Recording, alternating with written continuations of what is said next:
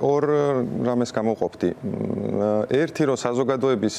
იმ ნაწილმა ჯერ კიდევ ვინც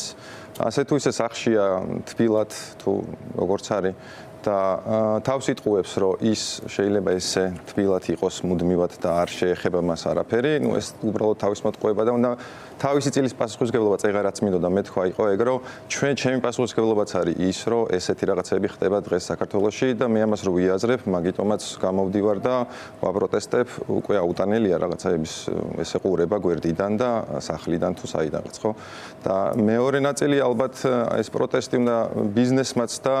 თითოეულმა მოქალაქემ უნდა გაიაზროს რა ხდება ქვეყანაში ჩვენ ვაძლევთ ფულს ადამიანებს რომ მე მოვიდნენ და იმ ადამიანებმა გვცემონ ჩვენ ვუხდით ამ ფულს და ისინი გვცემენ და რატო ვუხდით ამ ფულს რომ გვცემონ თუ რას ვაკეთებთ არ ვიცი რა და ყველამ უნდა ჩვენი წილი პასუხისმგებლობა ვიგრძნოთ და მოვთხოვოთ ყველა ასე ვთქვათ ჩვენ მიერ დაფინანსებულ იგივე თავრობას შესაბამისი